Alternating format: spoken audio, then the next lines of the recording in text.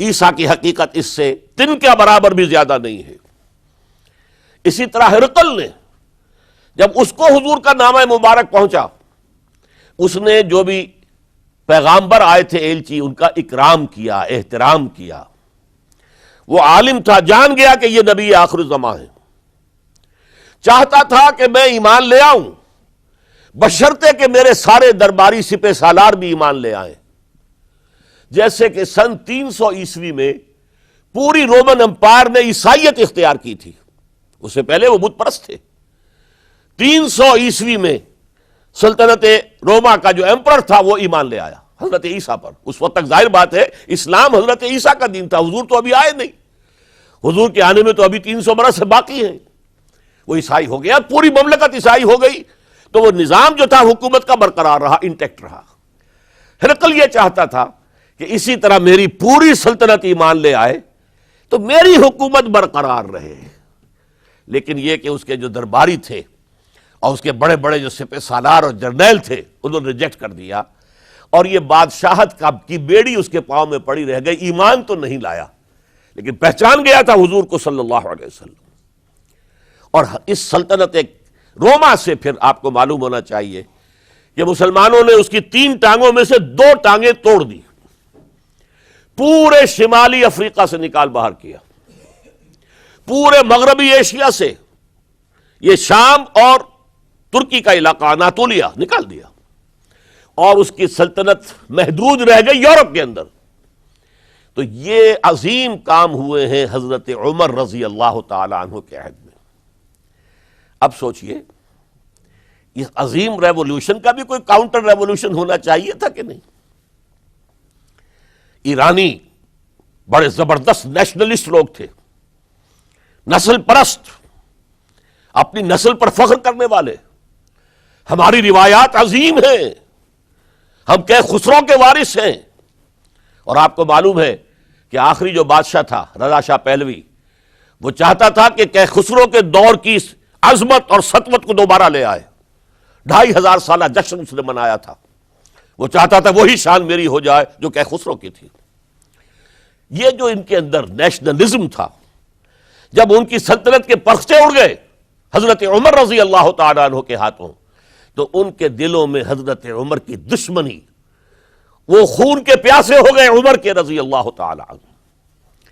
میں یہاں آپ کو ذرا ایک حوالہ دے دوں، فردوسی نے جو شاہ نامہ لکھا، حالانکہ وہ مسلمان تھے لیکن چونکہ پرانے ایرانی ذہن کی عکاسی کر رہے تھے، تو انہوں نے جب کہ عرب فوجیں آئی ہیں تو اس نے ایران کا جو اپنے اوپر فخر تھا اس کی ترجمانی کرتے ہوئے لکھا ہے، زشیر شتر خوردنو سوسمار عرب را بجائیست آیت قرار کہ تختے کیا را کنند آرزو تفو برتو ہے چرخ کرداں تفو، کہ یہ عرب اونٹنیوں کا دودھ پینے والے، گوہ کھانے والے، یہ گوہ ایک بڑی سی چھپکلی کا جیسا جانور ہوتا ہے جو صحرا کے اندر ہوتا ہے، اور وہ اپنا ایک گھر بنا کر رہتا ہے، اسے کھاتے تھے یہ۔ تو یہ گوہ کھانے والے، اونٹنیوں کا دودھ پینے والے عرب، آج ان کی یہ جرت، یہ جسارت، یہ ہمت کہ تخت کیاں را کنند آرزو، کہ وہ آج آرزو کر رہے ہیں کہ کئے سلطنت کئے کا تخت جو ہے وہ ہمیں مل جائے۔ تفو برتو ہے چرخ گرداں تفو، تف ہے تجھ پر اے گردش کرنے والے آسمان، تف ہے تجھ پر۔ لہذا اب کاؤنٹر ریولوشنری موومنٹس آئی ہے، حضرت عمر کی شہادت اس کا نتیجہ ہے۔ ہرمزان ایک جرنیل تھا اور اس کے جنگی جرائم اتنے شدید تھے ایرانی کے کہ واجب القتل تھا۔ وہ گرفتار ہو کر حضرت عمر کے سامنے پیش کیا گیا۔ حضرت عمر نے فرمایا یہ واجب القتل ہے، اس کی گردن اڑا دی جائے۔ اس کی چالاکی دیکھیے، اس نے کہا امیر المومنین، اے مسلمانوں کے امیر عمر رضی اللہ تعالی عنہ، مجھے ذرا پانی پلوا دیجیے۔ حضرت عمر نے فرمایا پانی لا دو۔ ایک کٹورے میں پانی دے دیا گیا، پھر کہا دیکھیے امیر المومنین، مجھے ضمانت دیجیے کہ جب تک میں یہ پانی پی نہ لوں مجھے قتل نہیں کریں گے۔ فرمایا ہاں ہاں تم پانی پی لو، جب تک یہ پانی تم نہیں پیو گے ہم قتل نہیں کریں گے۔ اس نے وہ کٹورا پھینک دیا، نہ اب میں یہ پانی پی سکتا ہوں، نہ آپ مجھے قتل کر سکتے ہیں، کیونکہ آپ کا عہد یہ ہے کہ جب تک میں یہ پانی نہیں پیوں گا آپ مجھے قتل نہیں کریں گے۔ اس ہیلے سے جان بچا گیا۔ پھر اس شخص نے ابو لولو فیروز، ایک غلام تھا، اسے اس کام کے لیے تیار کیا۔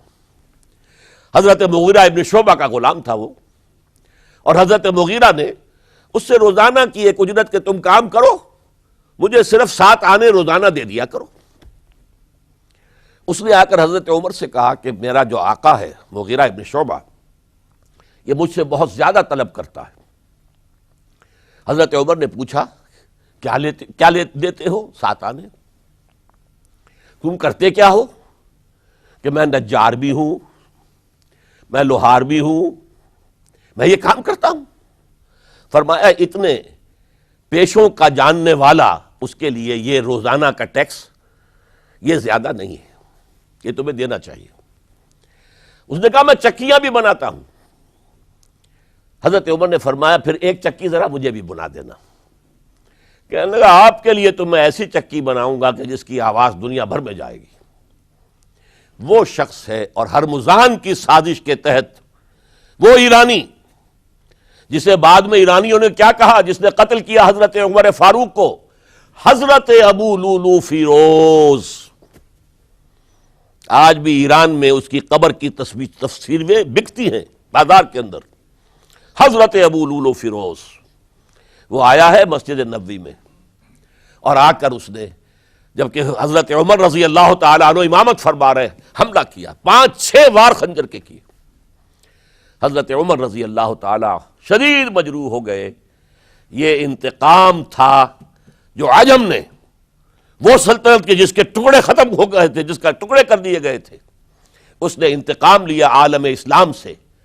سمجھا انہوں نے یہ تھا کہ شاید یہ پوری عمارت اسی ایک ستون پر کھڑی ہے، حضرت عمر ہی کے ستون پر کھڑی ہے، اس ستون کو گرا دو گے پوری عمارت گر جائے گی۔ لیکن ثابت ہوا نہیں، یہ محمد کی بنائی ہوئی عمارت ہے صلی اللہ علیہ وسلم، یہ بہت قوی ہے، اس کی بنیادیں بہت مضبوط ہیں، کوئی ذرا سی تریڑ بھی نہیں آئی، ذرا سی تریڑ بھی نہیں آئی۔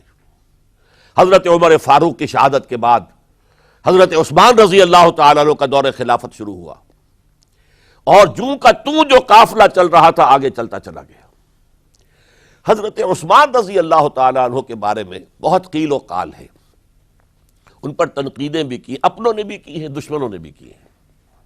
لیکن بات جان لیجئے، یہ تاثر غلط ہے کہ ان کے پورے دور خلافت کے اندر فتنہ رہا یا ہنگامہ رہا، قتل غلط۔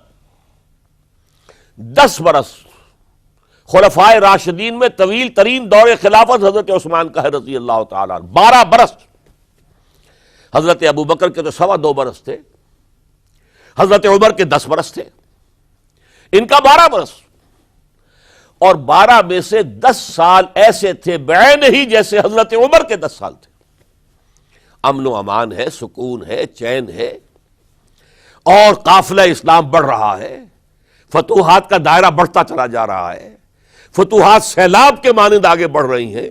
تھمتا نہ تھا کسی سے سیل رواں ہمارا یہ سیل رواں، کوئی روکنے والی کوئی طاقت دنیا میں رہی نہیں تھی۔ کسرا ختم، سلطنت ایران ختم، اور دوسری سپر پاور سلطنت روما، اس کی 3 میں سے 2 ٹانگیں توڑ دی گئی، 1 رہ گئی۔ اب کون تھا؟ خارج میں کوئی طاقت نہیں تھی جو اسلام کے اس سیلاب کو اور پوری نوع انسانی پر اتمام حجت اور اللہ کے دین کو پہنچانے کے راستے میں رکاوٹ بن سکتی ہے۔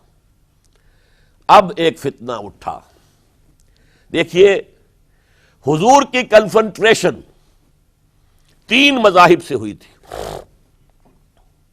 ایک مذہب مشرکین کا، شرک کا قلع کما کر دیا گیا جزیرہ نما عرب سے، ختم ہو گئے۔ انہوں نے کاؤنٹر ریولوشنری موومنٹس اٹھائیں حضرت ابوبکر کے زمانے میں، ان کو کرش کر دیا حضرت ابوبکر صدیق رضی اللہ تعالیٰ عنہ، چاہے ہزاروں صحابہ شہید ہوئے۔ اس کے بعد دوسری طاقت کون تھی؟ مذہبی یہودی۔ یہود کے 3 قبیلے مدینے میں آباد تھے، بنو قینقاع، بنو قریظہ، بنو نذیر۔ 2 کو مدینے سے نکال دیا گیا ان کی بدعہدی کی وجہ سے، حالانکہ